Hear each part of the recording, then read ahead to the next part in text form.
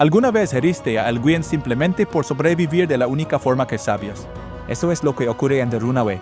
No es solo una pelea, es una colisión entre dos respuestas al trauma. Una ataca, la otra se cierra. Y lo que se rompe entre ellas, nunca fue solo entre ellas. The Runaway no empieza con combates ni con bending. Empieza con traición. Toph enredada en una red. Le lanza una mirada fulminante a Katara. ¿Me traicionaste, Grune? Katara no parpadea. Con los brazos cruzados responde, tú te lo buscaste. Pero la verdad es que todo empezó mucho antes. 3 días antes el grupo está entrenando. Katara y Toph llegan a pelear, pero el juego no dura mucho. Cada broma tiene filo.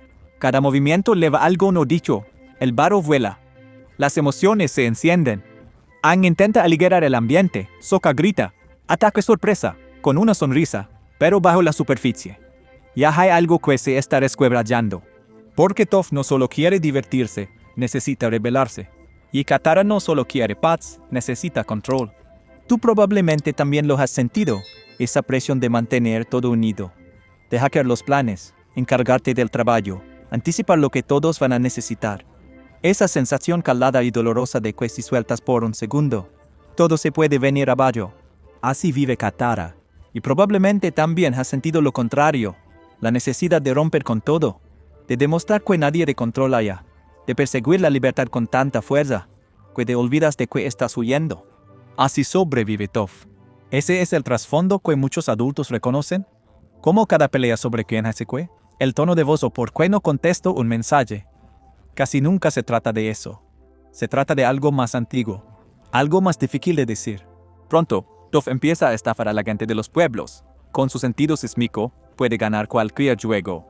Sus trucos son ingeniosos, divertidos, incluso admirables. Sokka y Aang la animan, comen mejor, ríen más, se sienten vivos. Pero Katara, ella no sonríe, y tú sabes por qué. Porque siempre tiene que haber alguien que sea la voz de la razón. El aguafiestas, la persona que ve el borde del precipicio antes que todos los demás. Katara les advierte, esto nos va a alcanzar. Pero ellos la descartan. Dicen que está siendo maternal otra vez. Maternal. Esa palabra duele. Porque cuando la vida te obliga a madurar demasiado rápido, cuando el duelo te convierte en cuidadora, ese título se siente como halago y castigo al mismo tiempo. Y cuando estás acostumbrada a ser sofocada, como lo fue Toph, cuando el control siempre ha significado ser invisible, la estructura se siente como asfixia. Así que cuando Katara confronta a Toph, no se trata de las estafas. Se trata de algo mucho más profundo. Toph le lanza el dinero. Katara se lo lanza de vuelta. Las palabras vuelan más fuerte que cualquier roca o ola. No eres mi mamá, pues claro que actúas como si lo fueras. Es brutal porque es verdad. Y en esa verdad se rompen la una a la otra. Pero aquí viene lo que nadie dice en voz alta. Ambas chicas están intentando proteger algo sagrado. Katara tiene miedo. No de la nación del fuego, sino de perder a otra persona que ama. Se aferra a las reglas porque no confía en que el mundo sea seguro sin ellas. Y cuando pierdes a alguien desde temprano, ese miedo nunca se va del todo. Construyes rutinas alrededor de él. Preguntas más de la cuenta. Intentas hacer que todo sea seguro. Te conviertes en la que recuerda las citas. Leva el cargador extra. Empaca los bocadillos. Parece control, pero en realidad es duelo disfrazado. Porque perder a alguien te enseña una lección brutal, que el amor no siempre dura. Así que te aferras con más fuerza, y cuando alguien amenaza el orden frágil que has creado, se siente como si fuera a pasar una segunda perdida. Por eso Katara no puede simplemente soltarlo. Nunca fue solo por la estafa. Pero Toph, ella también tiene miedo. Miedo de que, si deja de correr, la culpa la alcance. Miedo de que tal vez si lastimó a sus padres. De que tal vez ser la fugitiva no sea solo un apodo, sino una confesión. Y tal vez así es también en la vida adulta. Encontramos nuestras máscaras. La organizada, la rebelde, la pacificadora, la graciosa. No porque sean ciertas, sino porque nos ayudan a sobrevivir. Hasta que un día alguien desafía ese rol y explotamos. O, en el caso de Toph, le lanzamos una moneda en la cara a alguien con tierra controlada. Por eso The Runaway duele tanto. Porque no se trata realmente de estafas o de reglas. Se trata de dos formas diferentes de lidiar con el dolor. Y de lo que pasa cuando esas formas dejan de ser compatibles. Pero algo cambia cuando Sokka, que suele ser el alivio cómico, comparte algo vulnerable. Le cuenta a Toph sobre su madre, sobre cómo Katara le llenó ese vacío, en silencio, con fuerza, sobre cómo cuando intenta recordar el rostro de su madre, lo único que puede ver es a Katara. Y te das cuenta, ella no pidió esto. Se convirtió en madre porque alguien tenía que hackearlo, porque el duelo no espera permiso. Toph escucha eso, de verdad lo escucha, y ahí entonces ocurre algo milagroso. Katara invita a Toph a hackear una última estafa. Solo ellas dos. No lo hace para tener la razón, lo hace para decir, te veo, confío en ti, quiero encontrarte donde tú estás. Pero el plan sale mal. Toph termina encerrada en una celda de madera. Katara también.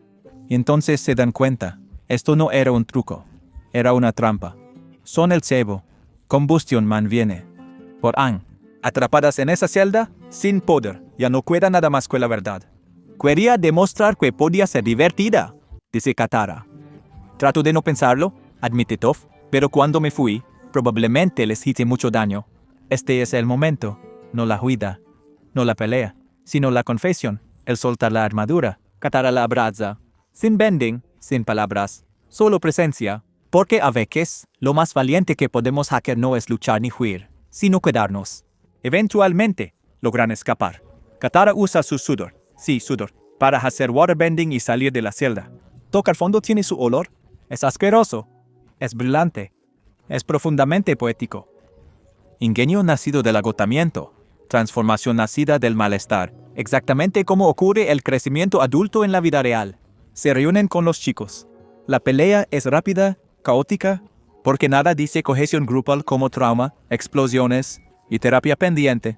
Toph da el golpe final, pero la verdadera victoria llega en silencio más tarde esa noche. Toph seguirá hacia Katara. Quiero escribir una carta para mis padres. ¿Me ayudas? Eso es lo que parece sanar, no un gran gesto, no una disculpa perfecta. Solo un paso pequeño, suave, hacia algo que antes era impensable. Y tal vez eso sea también lo que es una relación real. No alguien que siempre está de acuerdo contigo, sino alguien que está dispuesto a encontrarte en medio del caos. Que no necesita que lo tengas todo resuelto. Que entiende que incluso las personas fuertes necesitan ternura. Que incluso una fugitiva necesita un hogar. Que incluso la cuidadora también necesita cuidado.